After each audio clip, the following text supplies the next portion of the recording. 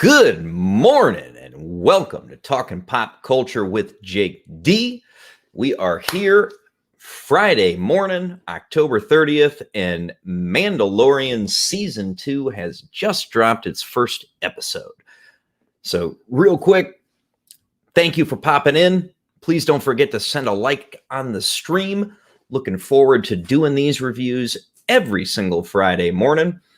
These episodes are dropping at about midnight Pacific time, so I will be going live roughly this time every single week reviewing the latest episode.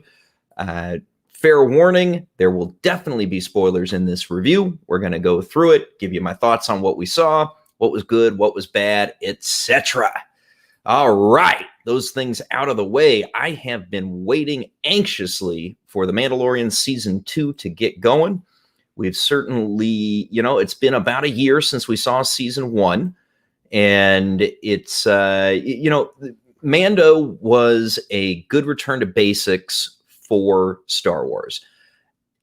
Think what you will about the Disney sequel trilogy. It didn't go over well with the fan base, and a return to a feel of the OT and more traditional Star Wars approach to thing was definitely what Disney needed. And Mando gave that to us. Overall, The Mandalorian Season 1 was really well received. Certainly there's segments of the fandom out there that had their issues with it, but by and large, it was a good season of television, and it felt and looked and we experienced it like old Star Wars. So Mandalorian Season 2, Episode 1 is referred to as Chapter 9, The Marshal. And we, when last we left Mando, he escaped Moff Gideon. Gideon cut himself out of his crashed TIE fighter with the Darksaber. And we know that Mando is going to be looking to try to reunite the child with his people. So from Chapter 9 this morning, we got the longest episode of Mandalorian that we've had to date. And it's kind of cut into sort of 3 or 4 different segments, depending on your point of view. The initial opening to the show it was a lot of what we saw from the trailers leading into Season 2. It's the scene where he's walking down this darkened street with the graffiti. A lot of it was, like no stormtrooper. You had a picture of a stormtrooper helmet with the, sort of the line through it kind of thing. And you got these sort of creatures hanging out in the dark with these red eyes. And he goes into the fighting pit where he said, we find out that he's meeting up with this guy who I believe was played by John Leguizamo or voiced by, at least. I don't think that was Leguizamo in the suit.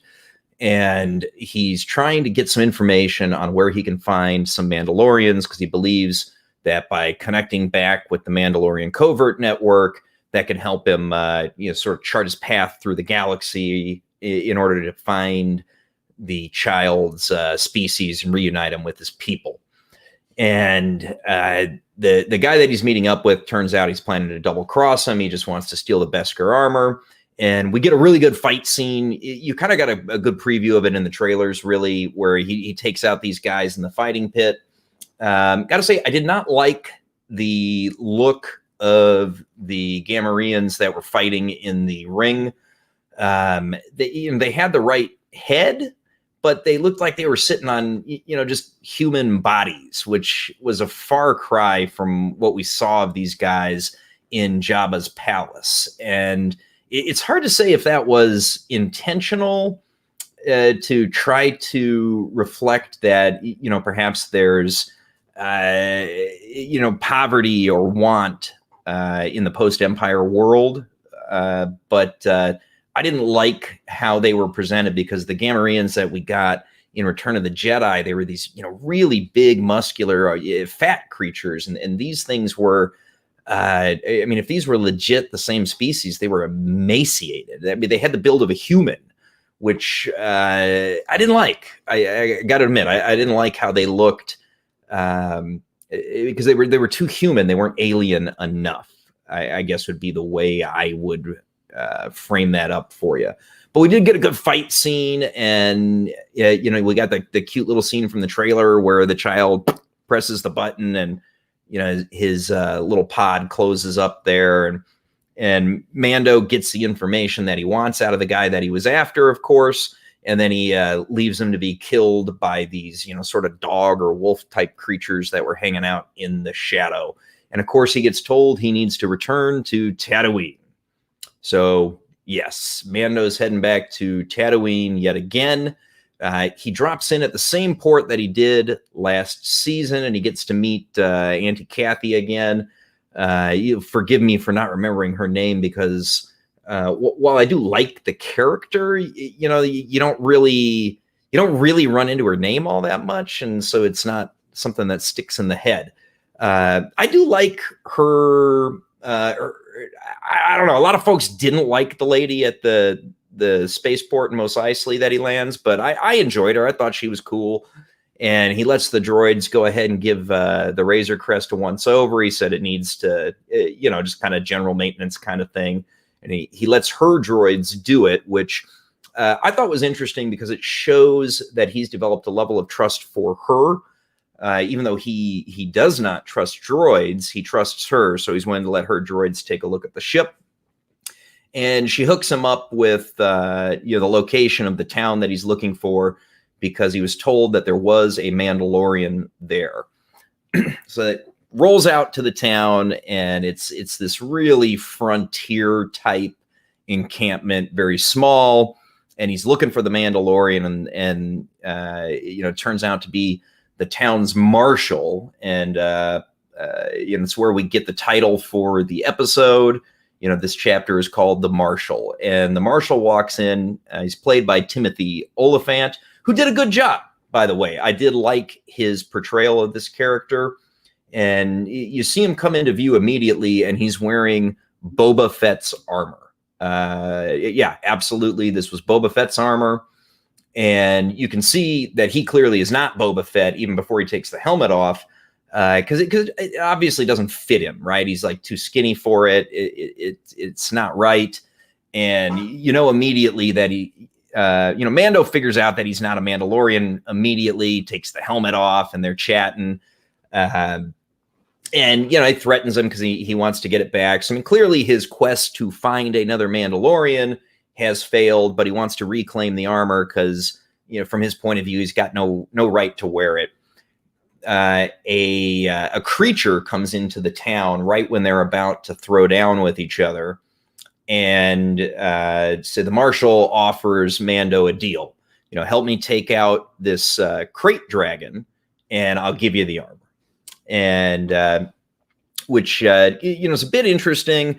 So Mando agrees rather than just killing the guy and taking it, which sets up kind of the rest of the episode, where they work together with the Sand People and they go on a crate dragon hunt.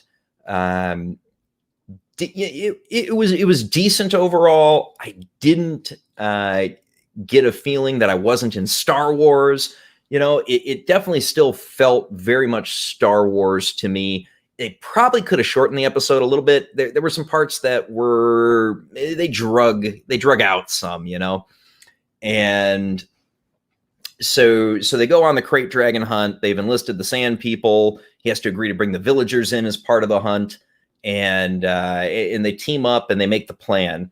And so the thing that I was struck by kind of the most is that what we see in the second half of the episode with the crate dragon hunt and everything, it was very much taken from the video game Knights of the Old Republic, where you do have a segment of the game where you're on Tatooine, and one of the big things that you need to do is kill the crate dragon. The cave that they tell you used to be a Sarlacc pit, and the crate dragon must have killed the Sarlacc. It even looks very reminiscent of the cave that the crate dragon was in the game Knights of the Old Republic. And it was absolutely, to me, it was kind of a retelling of the Tatooine segment of that game, which I didn't necessarily mind, but it was definitely absolutely taken from that whole sort of part of the story where he teamed up with another hunter and they killed the crate dragon to get the pearl out of the crate dragon's belly. That's basically exactly what went down in this, the entire second half of the episode. So, they all work together. They've got some bumps on the road, but of course they managed to kill the crate dragon because, obviously Mando's not going to get out of there very easily if they don't.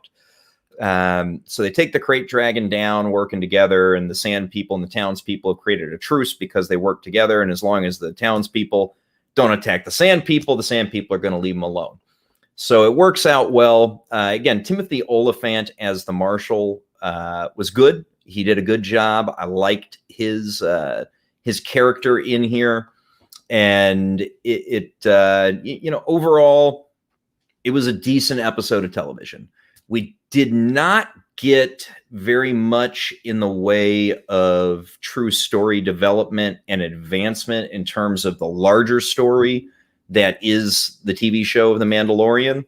As far as the larger story of what we're going to see, all we really got was kind of a reaffirmation of what we already knew, and that's that Mando's trying to find the child's people, and he wants to use, his people, the Mandalorians, to help him do that.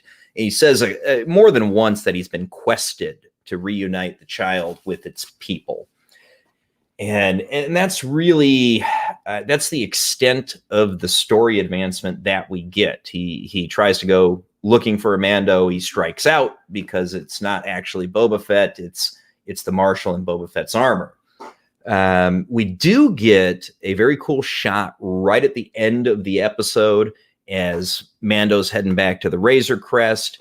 He's got Boba Fett's armor on his speeder, and you get a shot of Tamura Morrison that was certainly absolutely, this was Boba Fett, and he's not in his armor.